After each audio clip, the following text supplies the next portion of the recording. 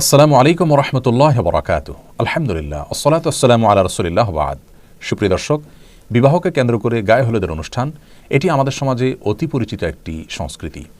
একজন মুসলিমের বিবাহে গায়ে হলুদ নামের কোনো অনুষ্ঠানের অনুষঙ্গ থাকা উচিত নাকি ইসলামের দৃষ্টিকোণ থেকে এটি নাজায়েজ, সে বিষয়টি আজ আমরা ব্যাখ্যা করার চেষ্টা করব ইনশাআল্লাহ বিইذনিল্লাহ।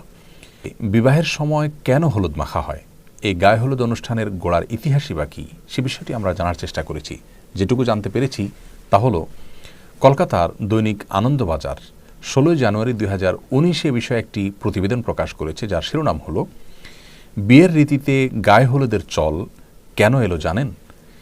এই প্রতিবেদনে লেখা হয়েছে, হিন্দু বিয়ের রীতি অনুযায়ী বিয়ের দিন সকালে হলুদ মেখে স্নান করেন বরকনে। পুরাণেও হিন্দু বিয়ের রীতিতে হলুদের চল ছিল।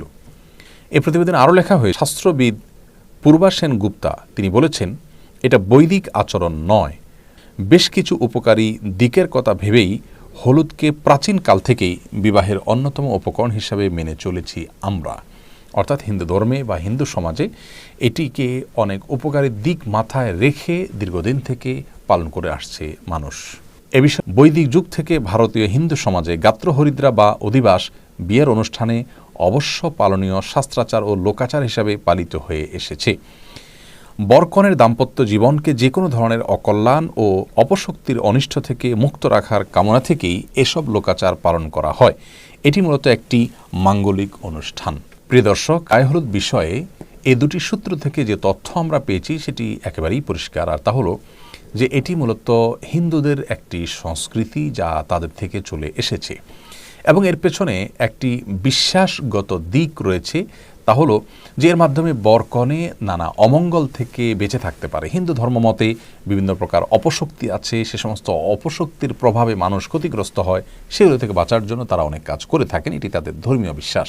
কিন্তু একজন মুসলিম কোন অবস্থাতে এ ধরনের কোনো অপশক্তিতে বিশ্বাস করবার কোনো সুযোগ নেই। ইসলামে এ ধরনের কোনো অপশক্তির কোনো স্থান নেই। সকল কল্যাণ অকল্যাণের একমাত্র মালিক আল্লাহ রাব্বুল আলামিন। আল্লাহর কাছে আশ্রয় চাওয়া ছাড়া এ জাতীয় কোনো বস্তু বা কোনো সংস্কৃতি, কোনো কালচার, এগুলোর মাধ্যমে একজন মুসলিম কোনো অবস্থাতেই কোনো তথাকথিত অপশক্তি থেকে বাঁচার চেষ্টা করার কোনো সুযোগ ইসলামে নেই।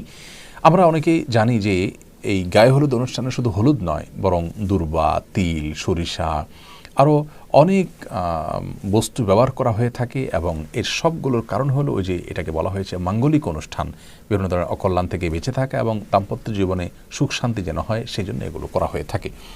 তো প্রথমত এটি হিন্দুদের একটি ধর্মীয় সংস্কৃতি এবং এখানে তাদের বিভিন্ন রকমের বিশ্বাসগত দিক আছে যেগুলো শিরকপূর্ণ বিশ্বাস। একজন মুসলমান কোনো অবস্থাতে সেগুলো বিশ্বাস করতে পারেন না।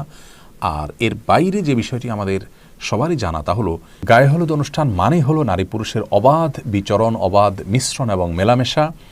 বরের গায়ে অনেক সময় ভাবি কিংবা গায়ে মহারাম মহিলারা হলুদ মেখে দিয়ে থাকেন এবং এটাকে তারা এনজয় করেন।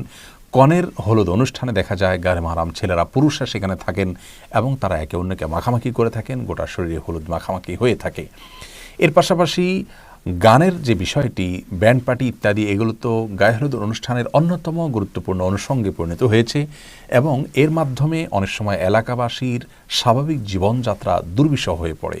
গানের আওয়াজে আশেপাশে মানুষের বসবাস করাটাই অত্যন্ত কঠিন একটি বিষয় পরিণত হয়ে যায়। বিবাহকে কেন্দ্র করে এ ধরনের গানের অনুষ্ঠানের আয়োজন, ব্যান্ড পার্টি ইত্যাদি আমাদের এই সমাজে করা হয়, যে সমাজের মানুষ নিজেদেরকে সভ্য বলে দাবি করে, অথচ এটি কোনো সভ্য সমাজের মানুষের কাজ হতে পারে না যে আপনার গানের আওয়াজে আশেপাশের মানুষ ডিস্টার্ব ফিল করতে পারেন। তো প্রথমত বাদ্যযন্ত্রের ব্যবহার এবং এই জাতীয় গানের আয়োজনকে আল্লাহ আমাদের জন্য অনুমোদন দেননি। বিবাহকে কেন্দ্র করে যে দব বাজানোর অনুমোদন রয়েছে, ছোট শিশুদের গান করার অনুমতি রয়েছে, এটি সেই অনুমতি নয়। অর্থাৎ এই ব্যান্ড পার্টি করা এবং বড়রা নাচানাচি করা এবং সেখানে আপনার নানা রকমের মিউজিক্যাল ইনস্ট্রুমেন্ট ব্যবহার করা, এটি ইসলাম শরীয়তের দৃষ্টিকোণ থেকে কোনো অবস্থাতে জায়েজ নয়। সেই সাথে আপনার নারী পুরুষের যে অবাধ মেলামেশার বিষয়টি রয়েছে সেটি তো আছেই। আর তার চাইতেও বড় হলো যেখানে হিন্দু আইনে বিশ্বাস রয়েছে যার সঙ্গে একজন মুসলমান কখনো একাত্ম হতে পারেন না। বিবাহ একটি ইবাদত, এটি একটি ধর্মীয় কাজ। বিবাহের সময় আমরা চেষ্টা করি যে ইসলামী পদ্ধতিতে বিবাহটা শুদ্ধভাবে যেন সম্পাদিত হয়।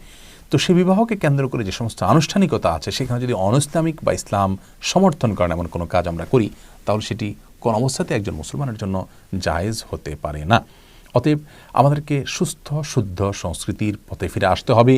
আর উদারতার নামে বা দেশীয় কালচারের নামে ভিন্ন ধর্মের সংস্কৃতিকে নিজেদের মধ্যে ধারণ করার কোনো সুযোগ থাকতে পারে না।